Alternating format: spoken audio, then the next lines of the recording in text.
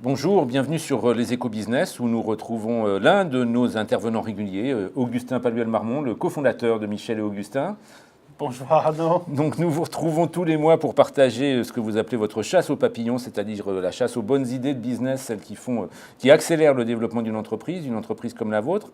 On est dans cette période particulière, à la jonction entre les 2 années. On imagine que dans le domaine alimentaire, vous avez un pic d'activité et qu'ensuite en janvier, il y a peut-être un creux d'activité.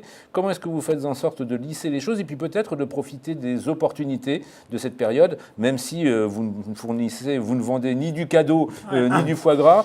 Mais comment est-ce que vous faites en sorte effectivement de profiter de l'esprit de Noël, celui qui fait du bien au business? Nous on avait un problème, je vais vous dire, c'était que le mois de décembre et janvier étaient des très très mauvais mois pour nous, alors que tout le monde se jette sur des produits alimentaires en supermarché, parce qu'effectivement on ne fait pas de saumon, on ne fait pas de foie gras. Donc l'idée c'est de se dire comment apporter quelque chose de nouveau et qui soit cohérent par rapport à notre offre et garantir ainsi une place dans les linéaires des supermarchés.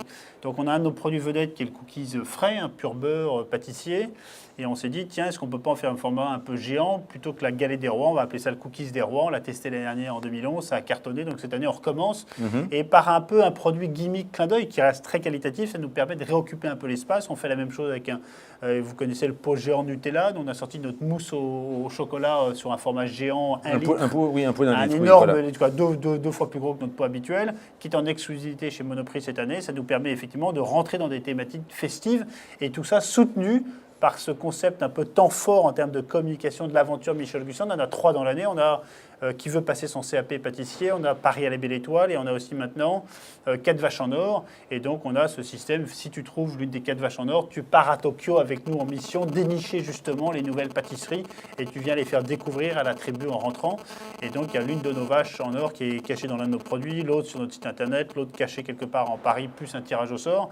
Donc voilà, l'idée c'est vraiment d'institutionnaliser ce temps fort et de prendre la parole à un moment où on ne la prenait pas avant, et on va même jusqu'à faire une campagne d'affichage national chez Deco, parce que là aussi, il y a une espèce de creux, et donc ça nous coûte beaucoup moins cher de prendre la parole entre le 25 décembre et le 1er janvier. Et donc un message, encore une fois, une bonne pratique à partager avec les entrepreneurs qui peuvent nous retrouver sur ce site. Il est triple. D'une part, événementialiser, saisir toutes les occasions de créer des événements autour de votre offre.